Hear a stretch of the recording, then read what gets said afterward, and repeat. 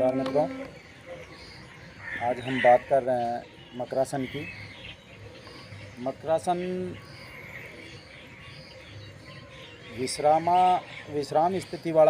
विश्राम स्थिति की श्रेणी वाला आसन है। यह पेट के बल लेटकर किया जाने वाला आसन है। इस आसन के बारे में घेरंड संहिता के अध्याय 2 के श्लोक 35 की खंड 11 में बताया गया है कि अध्यास्य सेते रिधियम विधाय भूमो च पादो प्रसार्यमाणो शिरश्च धृत्वा करंड युग्मे देहाग्निकारम मकरासनम ततः। अर्थात इसमें पेट के बल लेटकर हाथों को मिलाकर या हथेलियों को गालों पर रखकर दोनों पैरों को खोलकर शरीर को ढीला छोड़कर रुके रहना है।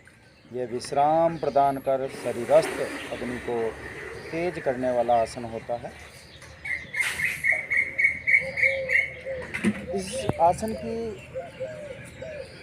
चार प्रकार की गणना वाला आसन है। ये एकाग्रता से किया जाने वाला आसन है। शारीरिक रूप से देखें तो पेट, कमर व सामान्य श्वास पर इसका प्रभाव होता है। चिकित्सीय रूप में देखें तो थेरेपिक या respiratory rate and circulatory system जो है उस पर प्रभाव डालता है। स्पिरिचुअल यानी कि आध्यात्मिक दृष्टि से अपन देखें तो इसका स्वाधिष्ठान चक्र पर प्रभाव पड़ता है। करना कैसे है कि सबसे पहले पेट के बल लेट जाना है हमें। दूसरी स्थिति में शरीर को एकदम ढीला छोड़कर पैरों में कम से कम 2-3 फीट की जगह कवर करनी है और हाथों को ढीला रखते हुए या हाथों को गालों पर रखते हुए विश्राम लेना है। यह आसन पेट के बल लेटकर किए जाने वाला प्रत्येक आसन के बाद किया जाता है। इसी से हम अपने आप को शारीरिक व मानसिक रूप से अगले अभ्यास के लिए तैयार करते हैं तथा विश्राम की स्थिति में श्वास व रक्त संचार भी सामान्य हो जाता है। इस आसन से कई प्रकार के लाभ भी होते हैं हमें। जैसे इसमें जब हम गले को ऊपर रखकर अभ्यास करते हैं तो श्वास नली और अन्न नली एक सीधी लाइन में हो जाती हैं। सामान्य अवस्था में हमारी अन्न व श्वास नली आपस में जुड़ी रहती हैं तथा कफ इसी मुड़ी हुई जगह पर एकत्रित होता रहता है।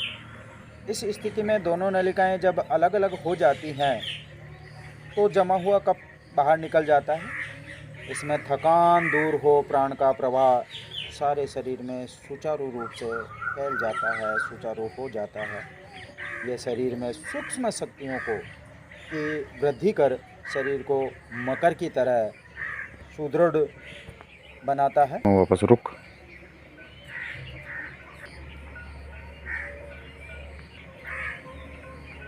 इस आसन को करने में हमें कुछ सावधानियों को अभी ध्यान रखना पड़ता है। जैसे जिन व्यक्तियों को श्वास रोग है तथा जिनके पेट पर अधिक स्थूलता है, जिनका पेट अधिक मोटा है तथा जिन्हें उल्टा लेटने पर असुविधा रहे, वे इसका अभ्यास सावधानी से धीरे धीरे करें या किसी स्पेशलिस्ट योगाचार्य के सानिध्य में करें।